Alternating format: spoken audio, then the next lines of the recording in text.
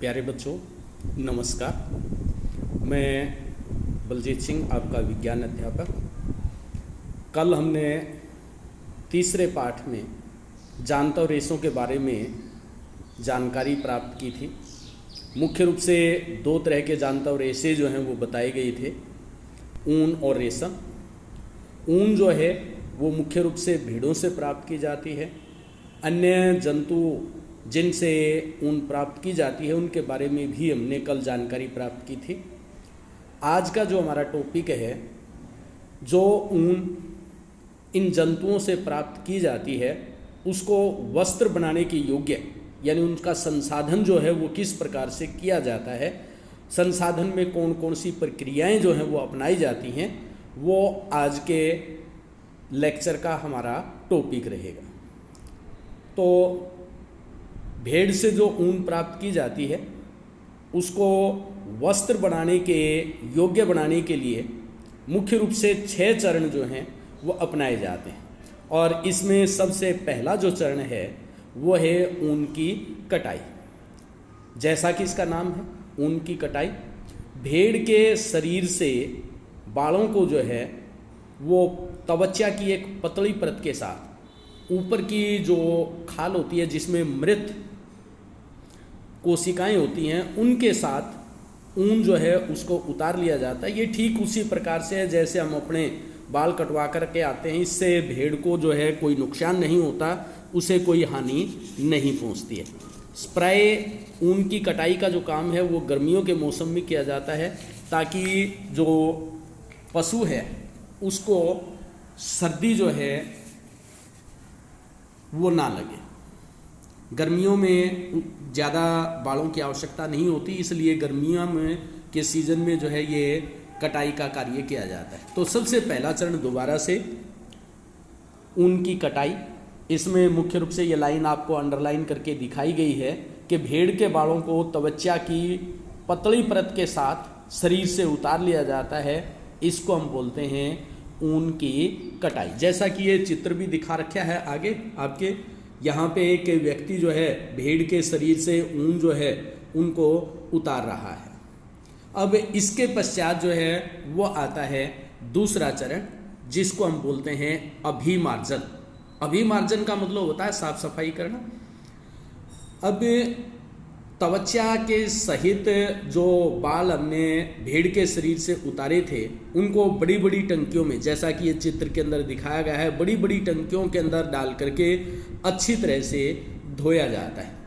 अब इसके धोने से क्या होता है कि जो ऊन के साथ चिकनाई है, धूल है, गरत है, ये चीज़ें जो है वो निकल जाती हैं। इस प्रक्रिया को हम बोलते हैं अभिमार्जन। तो दूसरा चरण है हमारा अभिमार्जन। भेड़ के शरीर से त्वचा सहित उतारे गए जो बाल हैं उनको बड़ी बड़ी टंकियों के अंदर डाल करके धोते हैं। इससे ऊन के साथ चिपकी हुई चिकनाई है, धूल है, गरत है, वो निकल जाती है। इस प्रक्रिया को अभिमार्जन कहा जाता है। आजकल अभिमार्जन का काम जो है वो मशीनों के द्वारा भी हम करते हैं। तीसरा चरण जो है वो आ जाता है आपका छटाई। जो अभिमार्जन के पश्चात, सफाई के पश्चात जो ऊन होती है उसके रोएदार या रोमिल जो बाल होते हैं उनको कारखानों के अंदर हम भेज देते हैं, जहाँ से अलग अलग गठन वाले यानी अलग अलग साइज के जो बाल हैं उनको छांट करके अलग किया जाता है। तो तीसरा चरण जो है वो है छटाई। छटाई के अंदर क्या करते हैं, कारखानों के अंदर हमने ऊन भेज दी अभिमार्जन के बाद, वहाँ पे अलग अलग गठन के यानी अलग अलग आकार के जो रोए हैं, रेशे हैं, उनको छांट करके अलग कर लिया जाता है। ये हमारा तीसरा चरण है छटाई। छटाई के पश्चात चौथा जो चरण आता है वो होता है बर छटाई। बर, सबसे पहले बर होता क्या है, भेड़ के शरीर के ऊपर छोटे छोटे जो कोमल और फूले हुए बाल होते हैं उनको हम बोलते हैं बर। छोटे छोटे बाल हैं, सफ़ेद फूले हुए, उनको बर कहा जाता है। तो इस चरण के अंदर, चौथे चरण के अंदर जो छोटे छोटे कोमल और फूले हुए रेशे हैं उनको हम छांट करके अलग कर देते हैं, क्योंकि वो ज़्यादा वस्त्र बनाने के उपयोगी नहीं होते। इसके पश्चात दोबारा से फिर अभिमार्जन करते हैं उसको और ऊन को सुखा लिया जाता है। ये आपका चरण नंबर 4 बर छटाई। इसके पश्चात 5वां चरण जो है वह आता है रंगाई का। अब जो भेड़ों या बकरियों से ऊन प्राप्त होती है वो काली हो या भूरी हो या सफ़ेद हो, लेकिन उसको हमने विभिन्न रंगों के अंदर रंगना होता है हमारी इच्छा अनुसार। लाल रंग देना है, कोई दूसरा रंग देना है, तो इस प्रकार से रेसे जो हैं उनकी रंगाई की जाती है 5वें चरण के अंदर।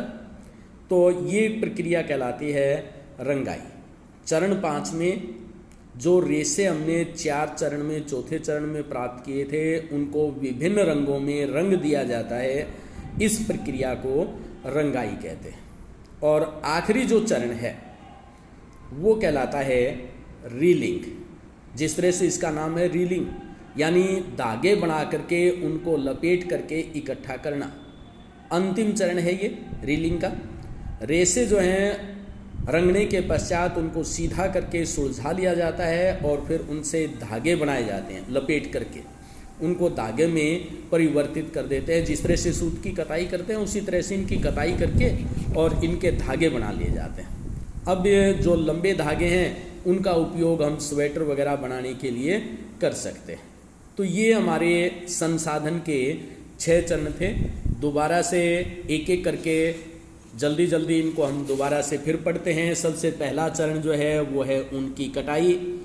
भेड़ के बालों को त्वचा की एक पतली परत के साथ उतार लेते हैं, इसको हम बोलते हैं ऊन की कटाई। अब कहें जी त्वचा की पतली परत, बताया था ऊपर की जो परत होती है उसमें मृत कोशिकाएं होती हैं, उसको उतारने से कोई नुकसान जो है या दर्द जो है वो जंतु को नहीं होता है। दूसरा जो नंबर आता है अभिमार्जन का। बताया था कि त्वचा सहित उतारे गए जो बाल हैं उनको बड़ी बड़ी टंकियाँ जैसा चित्र में दिखा रखा है डाल करके अच्छी तरह से धो लेते हैं। धोने से क्या होगा, चिकनाई, धूल और गरत जो है वो निकल जाएगी। ये प्रक्रिया हमारी अभिमार्जन कहलाती है। अभिमार्जन के पश्चात तीसरा चरण छटाई का। जो अभिमार्जन के बाद ऊन होती है उसको कारखानों के अंदर भेज देते हैं, जहाँ पर अलग अलग गठन वाले यानी अलग अलग साइज के जो बाल हैं या रेसे हैं उनको अलग कर लिया जाता है। इसके पश्चात चौथा चरण है बर छटाई। बर किसको बोलते हैं, छोटे छोटे कोमल फूले हुए रेसे, इनको बर कहा जाता है। तो कारखानों के अंदर हम क्या करते हैं, इन छोटे छोटे कोमल और फूले हुए रेसों को छांट करके अलग कर लेते हैं। ये बर छटाई। अब बर छांटने के पश्चात दोबारा से फिर अभिमार्जन करके ऊन जो है उसको सुखा लिया जाता है। इसके पश्चात पांचवा चरण है आपका रंगाई। रंगाई के अंदर जिस तरह से पहले बताया, जो ऊन हमें प्राकृतिक रूप से मिलती है वो काली, भूरी या सफ़ेद हो सकती है और उसको अलग अलग रंगों के अंदर रंगना पड़ता है। तो सुंदर रंगों के अंदर रंगने के लिए विभिन्न रंगों से उसकी रंगाई करते हैं। तो रेसों को विभिन्न रंगों से रंगना ये कहलाता है रंगाई। और अंतिम चरण बताया था रीलिंग। रंगाई के पश्चात जो रेसे होते हैं उनको सुलझा करके सीधा कर लेते हैं, फिर उनको लपेट करके उनके धागे बना लेते हैं। धागे बना करके उनका उपयोग जो है स्वेटर या जर्सी या कोई अन्य जो भी वस्त्र हमें बनाना हो उन वस्त्रों को बनाने में इसका उपयोग किया जाता है। तो आज का लेक्चर यहीं समाप्त होता है। आप सभी बच्चे जो हैं इन 6 के 6 प्रक्रियाओं को ध्यान से वीडियो में सुनेंगे और आपको जो नोट्स दिए जाएंगे उनको आप लिखेंगे और याद करने का काम करेंगे। धन्यवाद बच्चों।